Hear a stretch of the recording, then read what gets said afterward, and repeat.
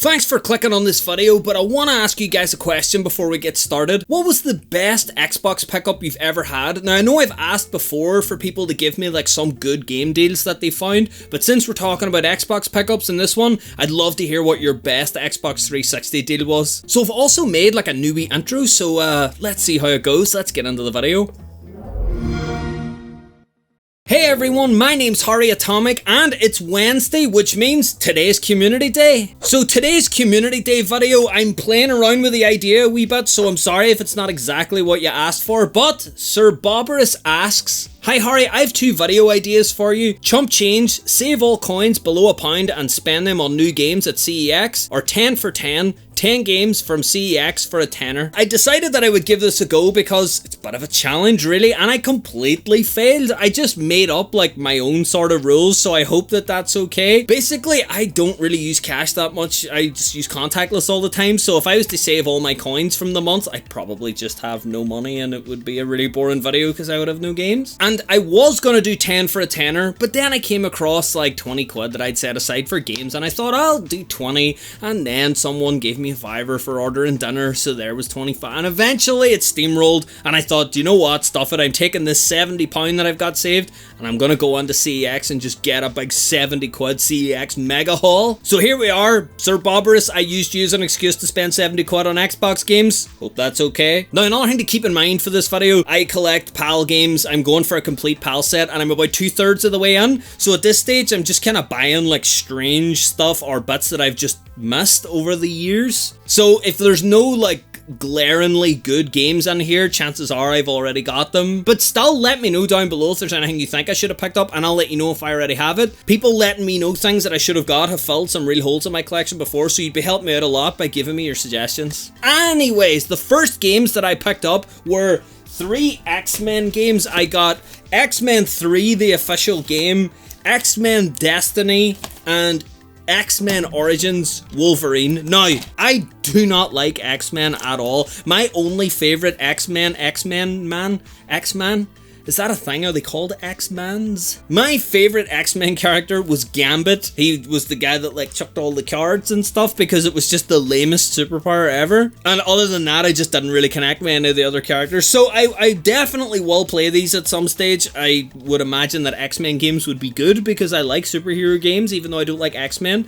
Sorry, that arcade X-Men game was class as well, that fighting game. Oh, so good. Funny story, I was on holiday one time when I was about 9 years old, and I was staying in somewhere, I think it was in like Mallorca in Spain, and I was playing this 4-player like X-Men arcade machine, and I think I was playing as like Iceman or something. He was like, he was all blue and like ice.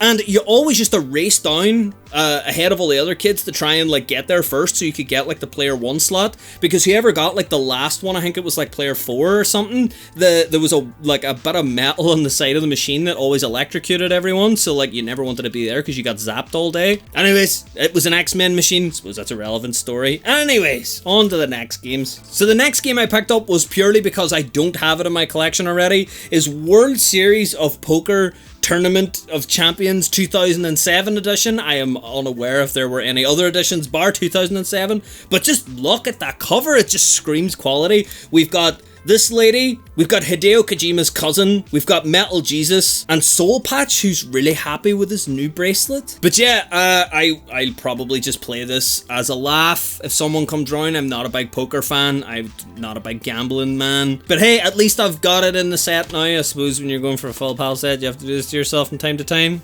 Speaking of doing it to yourself from time to time, the next game I picked up was Vancouver 2010.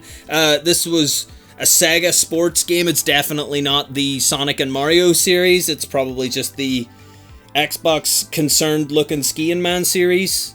It's also got like a very evil sounding tagline on the back. It says, "Pain is temporary, glory is forever." I don't know if I trust it now. The only thing I know about winter sports is that Jamaica had a bobsleigh team, and they made a film about it, and it was very good. So the next stack of games that I picked up were 3 Transformers games. There's Transformers Dark of the Moon, which I can't help but think of the Pink Floyd album Dark Side of the Moon every time I hear that. Transformers Rise of the Dark Spark, which is an awful name for a film or a game or anything really. And Transformers Revenge of the Fallen. Yeah, I think these are all movie tie-ins. I know that there were a few, like I think War for Cybertron was an original like Transformers game that wasn't tied into the movies. These are just movie games.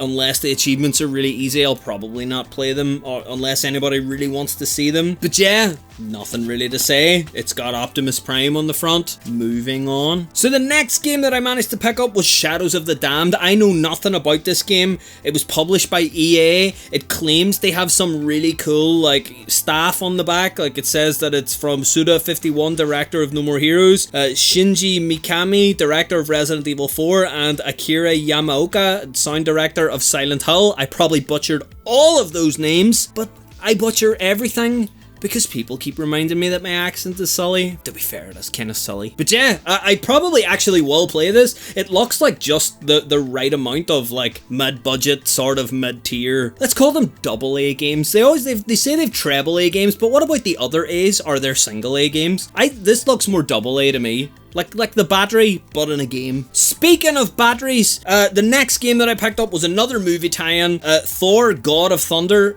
Is it a movie tie-in? Or is it just a movie spin-off? I don't know, but it's got Tom Hiddleston as Loki. And anything with Tom Hiddleston in it, I will watch, because that man is delightful. So I picked this up for 2 reasons, really. 1, because I don't have it already. 2, because Tom Hiddleston's in it. No, that's not the second reason. 2, because it's playable in 3D. There's like a wee badge down here that says playable in 3D. Let me show you something a second. Now, it doesn't have the same logo on the case, but I think it does on the slipcase. But Halo Anniversary was also a 3D compatible game. Now, I know you can't see it, so I'll put a photo up, but on the back of the box, there's always these little like information boxes that tell you like what's in the game, and green is for just content in the game, orange is for Xbox Live enabled content. But there is a box for 3D support. So what I'm thinking of doing is I'm thinking of putting together a video showing off some of the 3D games. I've no idea how I'm going to do it. I'm sure I'll figure out a way of doing it. I have a 3D compatible monitor, so I'm hoping that that'll work with the Xbox 360. But yeah, it would be nice to dive into some 360 3D games, because it's like one of the lesser talked about features. But yeah, let me know if you know of any other 3D compatible games. As always, like trying to research some of these videos is a bit tough, so like your guys' help is invaluable to getting some of these videos made. Anyways, yes, I bought Thor. So the next game that I picked up was from the same people who made Dark Souls, which is Tenchu Z. Is it Z or Z? Let me know what you say. I think it's always the US say Z, we say Z. I'm gonna say Tenchu Z because it sounds cooler. Anyways, I used to love Tenchu whenever I was younger. Tenchu was like a series that came out on PS1. Funny story, Tenchu is the first game that I ever got turned away from buying for age rating. I think it was rated 18 on the PS1, and I went into my local like Virgin Megastore back when that was a thing and tried to buy it, and the guy at the counter asked me what age I was, to which I told him I'm 14, and he just went nope and just took the game off me, and I didn't get it until later when I just convinced someone else to buy it for me. Ha ha ha. Don't do that though. Age ratings are there for a reason. But yeah, Tenchu Z is now added to my collection, and I will 100% be giving this a go. I played the original Tenchu recently just for fun, like by myself, and yeah, I loved it. It held up so well. If you don't mind like old graphics for like old 3D games, then the original Tenchu's great. I'm hoping Tenchu Z is great. Let me know if you've played it. Let me know if it's any good. Should I sort of like spend the time playing it? Only on Xbox 360. This was a 360 exclusive. Wow, there you go. So the next game that I picked up nearly started a bit of a fight in the shop between me and the guy that was on the register, but it's Race Driver Grid Reloaded. I'm not sure if it actually is the reloaded version. It's not, it's the normal one. Ah, that's horrible. Anyways, I don't even know if there's a difference between them. When I went onto the shop, I saw 2 copies of this game on the shelf. One was Race Driver Grid, which was the silver box version, and one was Race Driver Grid Reloaded, which is this one, which is the green label version. Now, when I took them up to the counter, the guy said to me that they were the same game because they had the same like barcode or something. Now, I just said to him that I didn't mind. If it's the same game, I'll take it twice, because I was assuming that there was a difference, but CEX just didn't recognize it as a difference. But he just kept saying that like, no, it's the same game, it's the same game, it's the same game. And I was saying, no, it's fine, I don't mind, I'll take both. Even if it's different cases, I don't mind, because I guess I'm collecting like classics and stuff now. But yeah, eventually I just gave gave up and just says, it doesn't matter, I'll just leave it and I'll just pick it up a different day. But yeah, Race Driver Grid Reloaded. I don't play enough racing games on the 360, and I know that there's some fantastic racing games on there. I really need to get into them and start playing some really good ones. So this is where I'll ask for recommendations again. Like, what racing game should I start with? I don't really mind if it's like a sim or like a cartoon racer or just anything in general, but it's so daunting, I don't know where to start. So if there's anywhere that you would recommend that I pick up with racing games on the 360, let me know down below. So the next games that I picked up were 2 Hitman games. Someone had said to me in the comments about Hitman. So someone in the comments recommended that I pick up some Hitman games, and I said that I hadn't played any since the PS2. On their recommendation, I decided to pick them up. I couldn't remember which one I was recommended, so I just bought them both. I know I didn't have them anyway because like I keep my wee collection on my phone so I can track it. But yeah, I heard that the HD trilogy is sort of not just a bit of an upscale, so I'm assuming that these are the ones that I've played. But I've got Absolution as well, and I'll definitely be giving that a go. The old Hitman games were loads of fun.